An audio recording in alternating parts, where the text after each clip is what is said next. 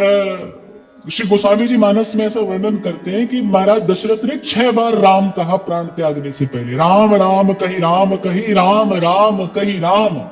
पर कहते हैं कि वो 6 बार राम राम कहते भी महाराज दशरथ को स्मरण सच्चिदानंद प्रभु परमात्मा का नहीं, अपने पुत्र का ही स्मरण हुआ। तो कहते हैं कि महाराज दशरथ की मुक्ति नहीं हुई, महाराज दशरथ स्वर्ग को गए।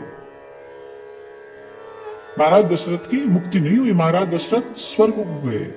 फिर एक बार प्रभु की दृष्टि पड़ी तो प्रभु ने कहा कि ये मुख तो परिचित सा है। तो देखा अरे ये तो मेरे पिता है। तब भगवान ने विचार किया कि भाई पिता को तो मुक्त कर ही देना चाहिए। तो भगवान की कृपा दृष्टि पड़ी, तब दशरथ मुक्त हुए। राम राम कही राम कही, राम राम कही राम। 6 बार राम कहकर दशरथ अपने प्राण त्याग रहे हैं, पर जाते स्वर्ग को हैं, मुक्त नहीं हुए। और वहां दूसरी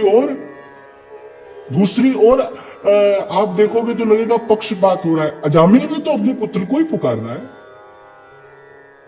अजामिल ने कौन सा भगवान को पुकारा था? अजामिल ने भी अपने पुत्र को ही पुकारा।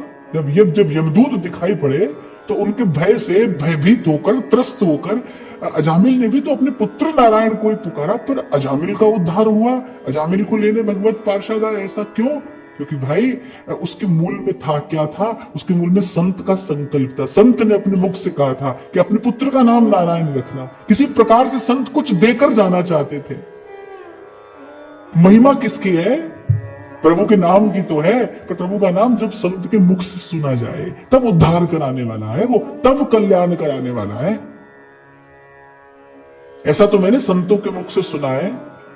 संत अनुभवी संत कहते हैं, वचनानंदी संत कहते हैं कि भगवान के नाम में तो भगवान की सब शक्ति है। अगर आपके जीवन में संत सत्संग नहीं होगा, आपके जीवन में विवेक नहीं होगा, तो भगवान के नाम से भी आप क्षुद्र क्षुद्र कामनाओं की पूर्ति कराते रहोगे। संत बताएगा कि भाई भगवान नाम कैसे लेना है, क्यों लेना है, नाम जपने का उद्देश्य क्या है। संसार के मनोरथ की पूर्ति के लिए नाम नहीं जपना है। संसार के मनोरथ तो भाई जितने भाग्य में है वो बिना ही प्रयास के पूरे हुई जाने हैं। स्वामी जी महाराज जी कह रहे बिन मांगे आगे आवेगा। इसलिए कह रहे बंदे अख्तियार भला, चित्त ना डुलाव, आव समाधि भीतर ना हो अगला। अगला माने अधीर। अरे अधीर मत होइए, यहां तो बिन मांगा मिलेगा।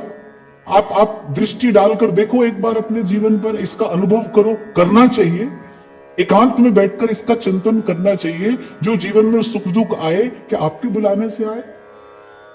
न जीवन में सुख बुलाने से आता है, ना जीवन में दुख बुलाने से आता है। कोई है जो समय पर भेज रहा है, उसका गणित बड़ा सूक्ष्म है, बड़ा प्रखर है। बिल्कुल समय पर सुख भी भेजेगा और समय पर दुख भी भेजेगा। और जो आया वो गया भी। जीव विचार नहीं करता। और मैं कहता हूं कैसे करे विचार? क्योंकि विचार के लिए तो विवेक चाहिए, और विवेक के लिए सत्संग चाहिए, विवेक के लिए जीवन में संत चाहिए।